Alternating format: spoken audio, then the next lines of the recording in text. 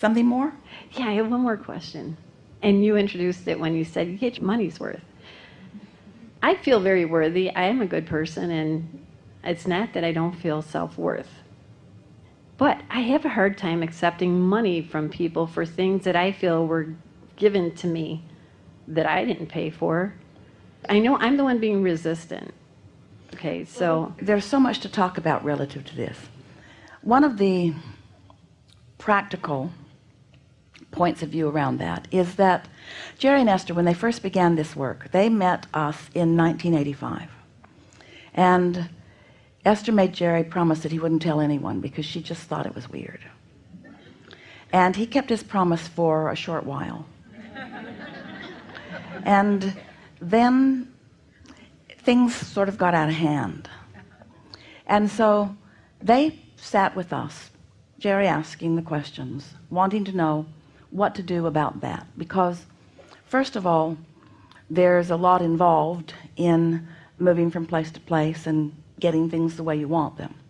But also, they wanted to know what was an appropriate amount to ask for.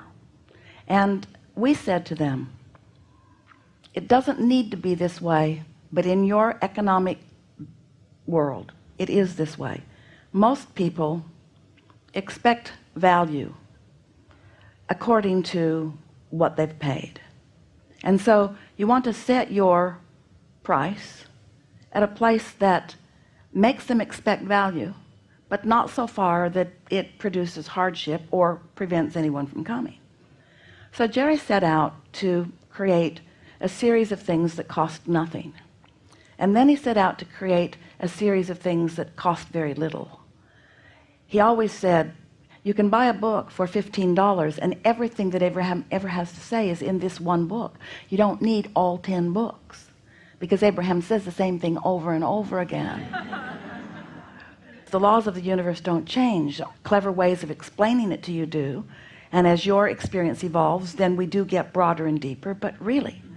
And so it's not so much, if you are looking at it the way we were helping them to see it, it's not so much about what's happening to you. It's about what's happening to them.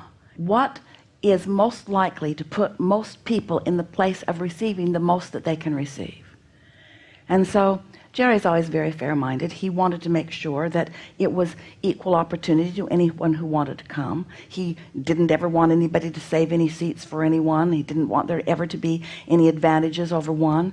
And we explained to him on many occasions that the law of attraction is always fair. In other words, as you look out into the world, you often see things that do not appear to be even. But law of attraction is always fair, meaning that whatever it is you're offering is always coming back to you.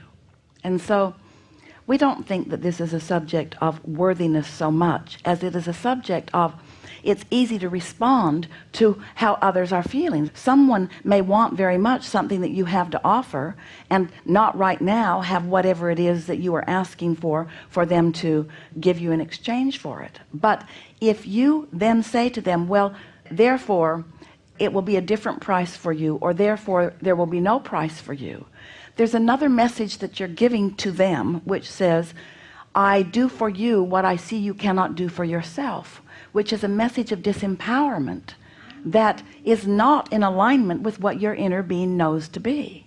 So what we encourage you to do is to feel around until you find something that sits well with you, which means your inner being is resonating with it. And then don't listen too much to the others.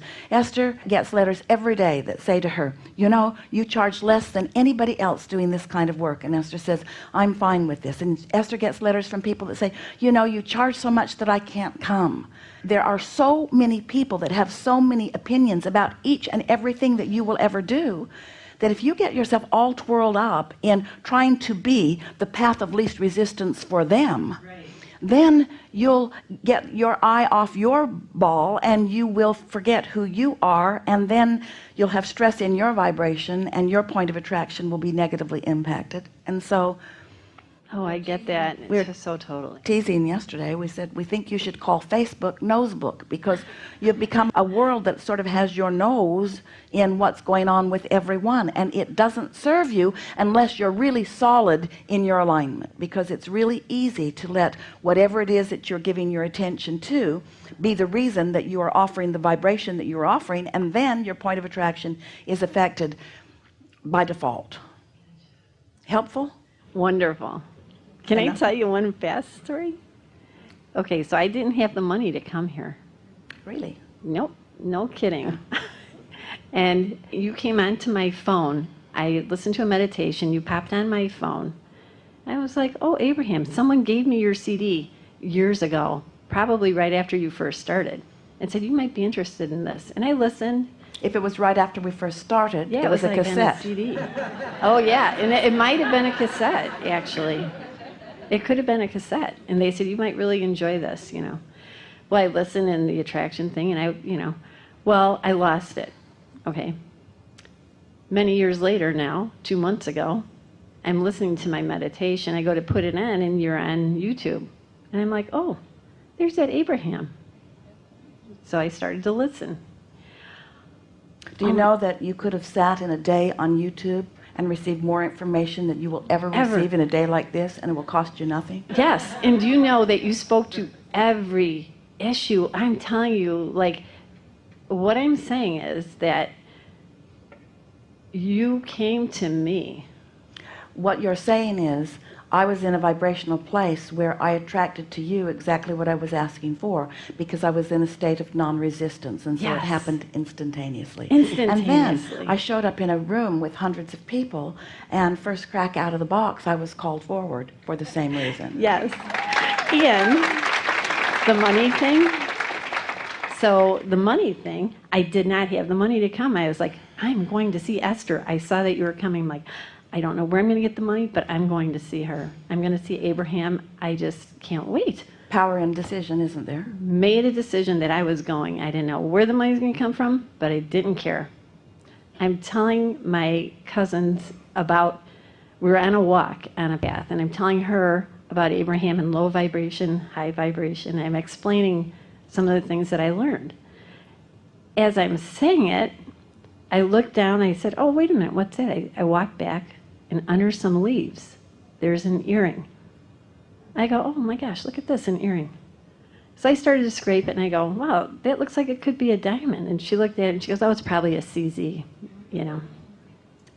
I said, yeah, but wouldn't that be funny that if this was a diamond, this would be a demonstration of exactly what I'm telling you? It was a real diamond worth $9,000. So, what I was so excited about was not so much the money, but I was aligned. It was like, this is what I've been asking for, and my truest desire is to be aligned with that of which you have been teaching us, that inner source, which... And if we were to stop talking right now, and you were to only hear that story forevermore, that would be all you would ever need to know about what we teach. Ever. Really good. Really good.